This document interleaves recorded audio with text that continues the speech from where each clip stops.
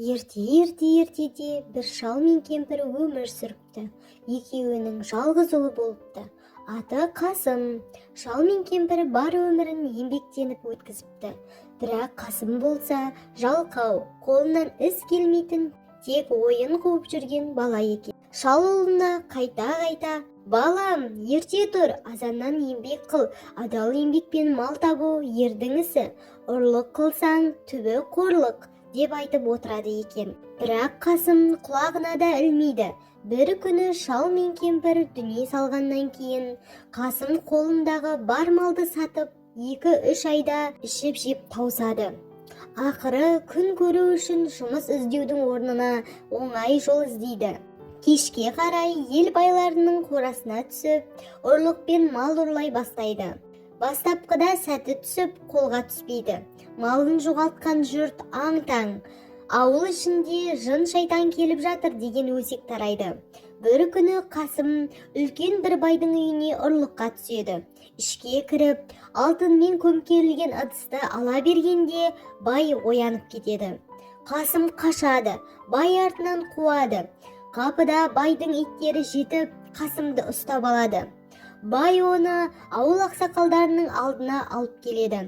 Қасым не дерін білмей жерге қарап тұрып қалады. Сонда ауылдың ақылгөй қариясы Қасымға былай дейді: «Бала, саған талай рет ескертілді.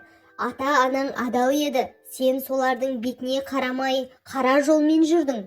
Ұрлық түбі қорлық екенін енді түсіндің бе?» Қасым жылай бастайды. «Иә, ата, қатемді түсіндім. Еңбек етпей, оңай жолмен күн көрмек болдым. Бірақ ақыры масқара болдым».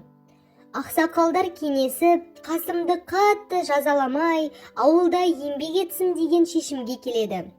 «Түзелемін» деп уәде берген Қасымды диқаншылыққа салады. Таңмен таласа тұрып, жер жыртып, дән сеуіп, тер төге бастайды. Бір жыл өтеді, Қасым енді мүлде өзгеріп, ел қатарына қосылады. Адал еңбектің маңдай терінің қадірін түсінеді. Күзде алғашқы өнімін жинап алып, бұрын өзі ұрлыққа түскен байдың үйіне келеді. Алтын табақтың орнына бір қап бидай мен сүт әкеліп: «Аға, мен сіздің табағыңызды ұрлаған едім. Енді соның орнын адал еңбегімен толтырғым келеді. Мынау кешірімім» дейді. Бай жымиып: «Міне азамат, болды деген осы. Еңбек еткен емер, ұры боп жүргенде сен кім едің? Қазір елге қадірлі болдың. Ұрлықтың түбі қорлық екенін өзің түсіндің» деп Қасымды кешіреді. Содан бері Қасым ел ішіне үлгілі адам болады. Ауыл балаларына да еңбекке баулып, ұрлықтың емес, адалдықтың жолын үйретіп жүреді екен. Балалар, ұрлықпен келген дүние баянсыз, еңбексіз өмір мәнсіз. Адалдық адамды биікке көтеретін қасиет. Ұрлық түбі әрдайым қорлық. Ешқашан ұрлық жасамаңдар балалар.